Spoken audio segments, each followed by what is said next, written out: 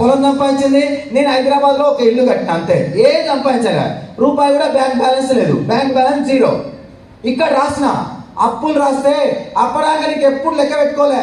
1 2 3 4 5 6 7 15 మందికి ఇచ్చారు. ఇంకా వాళ్ళ ఫోన్ నెంబర్ రాసిన వాళ్ళే రాస్తే ఈ ఆస్తులు అమ్మినా మళ్ళీ అప్పులు తింటలేవు.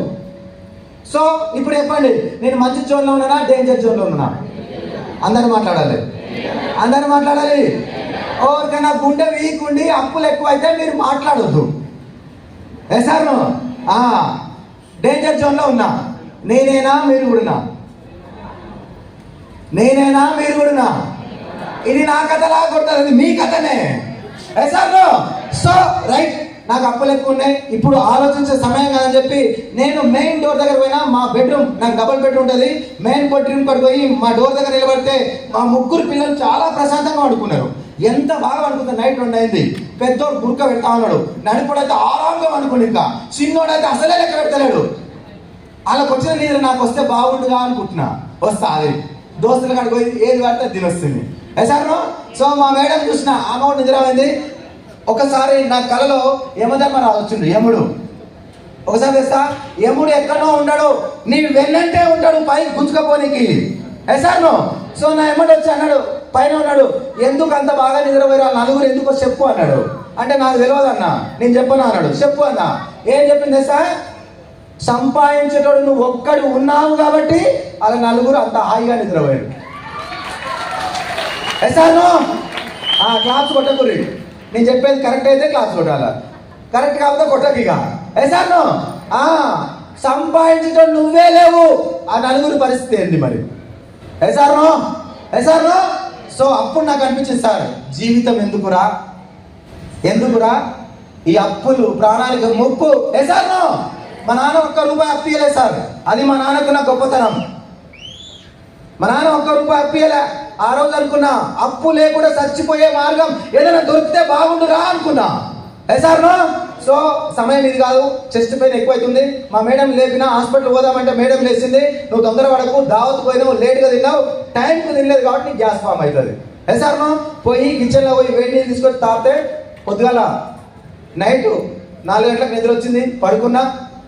పొద్దుగాల లేచింది, మా మేడం పిల్లలు స్కూల్ పంపింది. నేనేం చేసినంటే 8:30 కానీ 9 గంటలకు పడుకున్నా. అట్నే పడుకున్నా.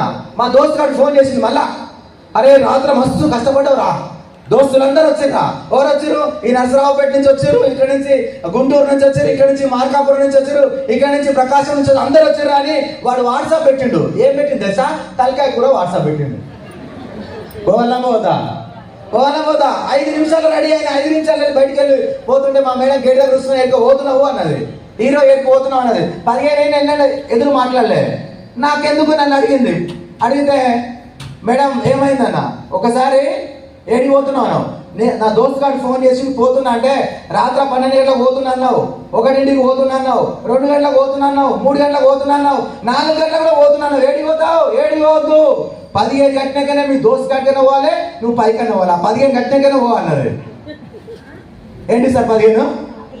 ఏంటి సార్? అప్పు నా జీవితంలో చాలా డేంజర్ సార్. సో నాకు అప్పుడు అనిపించింది, మా మేడం ఏం చేయలేదు, ఫస్ట్ నిన్న హాస్పిటల్ తీసుకుపోతే దావతులు వద్దని చెప్పి హాస్పిటల్ పోయింది. చెక్ చేయించుకొస్తే ఏమి రాలే, గ్యాస్ బీపీ వచ్చింది. కానీ ఆడ ఉన్న డాక్టర్ ఒక క్వశ్చన్ వేసిండు, అమ్మ చిన్న వయసు మీ సార్ది, 30 ఏళ్ళకే ఈ దీర్ఘకాలిక వ్యాధి, మొండి వ్యాధులు ఇలాంటివి 40 ఉంటాయి. ఈ 40లో 2 వస్తాయి, ఒంట్లోకైనా ఇంట్లోకైనా. ఏంటిది? Gas, BP. సార్ మీ సార్కి 2 వచ్చినాయి. ఈయన ఉదయం 1, సాయంత్రం 1 ఈ టాబ్లెట్ వాడాల్సిందే. ఒకవేళ వాడకపోతే మీ సార్ నీ చేతిలో ఉంటాడు. సార్ సో నువ్వు రోజు వాడిపోయాలంటే మా మేడం చాలా భయపడదు. ఎందుకు భయపడదు తెలుసా? పిల్లలు, చిన్న పిల్లలు 30 ఏళ్ళకే వచ్చింది, నాకు బయట ఏం తెలియదని చెప్పి భయపడి మందులు తీసుకుని ఇంటికి వచ్చింది. 1 రోజు వాడినా, 2వ రోజు వాడినా, 3వ రోజు వాడినా, 4వ రోజు నాకేమైంది తెలుసా? ఒక చిన్న మీటింగ్ పెట్టి నన్ను అడిగింది కదా, నువ్వు చేసే పని నువ్వు చేస్తేనే వస్తుంది, నువ్వు చేయకపోతే రాదు, నువ్వు ఉంటేనే వస్తుంది, నువ్వు ఉండకపోతే రాదు. సో నీకు వచ్చిన ప్రాబ్లం పెద్ద ప్రాబ్లం. నీకేమైనా జరిగిందనుకో మా పరిస్థితి ఏంటి మరి? ఎన్ని ఉన్నాయి ఆస్తులు? నువ్వు లేకుండా మాకు వచ్చే డబ్బులు ఏమైనా ఉన్నాయా అని అడిగితే నాకు అనిపించింది, మరి ఏం చేయాలని చెప్పి ధనలక్ష్మి ఇంత క్వశ్చన్ వేస్తున్నావు కదా. నాకు అప్పుడు బీపీ రేస్ అవుతా ఉంది. మళ్ళా అంటే ఒకటే మాట అన్నది, నువ్వు చేసే పనిలో నేను కూడా నీకు తోడైతా. ఒక్క ఇన్కమ్ మీద వద్దు మనకు. ఒక ఇన్కమ్ ఏమైనా జరిగితే పరిస్థితి వేరే ఉంటుంది. 2 ఇన్కమ్ కావాలని చెప్పి మా మేడం నాకు అన్నది కదా, 5,000 సంపాదిస్తా. ఆ బిజినెస్ తేలాడు. నేను ఇంట్లో నుంచి బయటికి వెళ్ళొద్దు, పెట్టుబడి ఉండొద్దు, మోసం చేయొద్దు, రిస్క్ ఉండొద్దు, టెన్షన్ ఉండొద్దు. ఇంట్లో కూర్చోవాలా, 10 మందికి సాయం చేయాలి, మనం బాగుండాలి, మనతో పాటు అందరూ బాగుండాలి. ఆ బిజినెస్ తేలడం అని చెప్పింది సార్ ఒకటే మాట. సో నేను బయటికి వెళ్ళినా, మా దోస్తు కల దగ్గర పోయినా, అరే మా మేడం బిజినెస్ చేద్దాం అంటుంది, కానీ పెట్టుబడి వద్దు, షటర్ వద్దు, లొకేషన్ వద్దు, ఎవరిని మోసం చేయొద్దు, రిస్క్ వద్దు, కానీ బిజినెస్ కావాలా. ఏది ఉంది బిజినెస్ అని అడిగితే మా దోస్తు, నీకు పిచ్చి పట్టిందారా? ఎర్రగడ్డ హాస్పిటల్ నువ్వు ఎర్రగడ్డ హాస్పిటల్లో రూపాయి లేదు, ఎవరు పెడతారు పెట్టి బిజినెస్ చేయడం చెప్పు నాకు అన్నాడు. నేనేం కన్ఫ్యూజ్ అవుతున్నా అనుకున్నా. మా దోస్తు ఎవరో కాదు, ఆయనే వచ్చింది, మా స్వప్న వాళ్ళ దోస్తు నగేష్ ఏడున్నాడు, బయట వాళ్ళే అడిగాడు. సో నేను కన్ఫ్యూజ్ అయినా, మళ్ళీ వచ్చి తెల్లసి చెప్పినా, అమ్మ నా వల్ల కాదు, నా వల్ల కాదు, నువ్వు దేరానికి అంటే సర్చ్ చేస్తే చేస్తే చేయంగా మా సొంత భావ రూపంలో మా ఇంటికి వెస్టీజ్ వచ్చింది సార్. ఆయనే రమేష్ సార్. మా రమేష్ సార్తో నేను ఎప్పుడు మాట్లాడా, ఎందుకు తెలుసా, మా బావ కాబట్టి. ఇంటికి వచ్చిండు, ఇంటికి వస్తే నాకు ఫోన్ చేసింది, మీ బావ వచ్చిన ఇంటికి రా అంటే కిలో చికెన్ తీసుకొని వచ్చిన, తెచ్చి అడేసిన. వేసిన తర్వాత వీళ్ళు ప్లాన్ చెప్తుంటారు, నేను పేపర్ పట్టుకొని నేను చేసే బిజినెస్ కాదు, ఆయన ఏదో సంపూల్ పేస్ట్ అమ్ముకుంటూ విను అని చెప్పిన. ఇంటా ఉంటే లాస్ట్కి ఒకటే పిల్లల్లో పెట్టుబడి లేదు, మోసం లేదు, అబద్ధం లేదు, నువ్వు తెచ్చి వాడుకో అని చెప్పి మా మేడకు మాట చెప్తే మా మేడం తెలుస్తా. సో ఎంత కావాలి, ఇందులో ఏం పెట్టాలంటే పెద్దగా ఏం లేదు, సంపూ పేస్ట్, వంట నూనె, టీ పొడి, ఇవి వాడుకోమ్మా, తర్వాత ప్లాన్ చెప్తా అని చెప్పిండు. సో నేను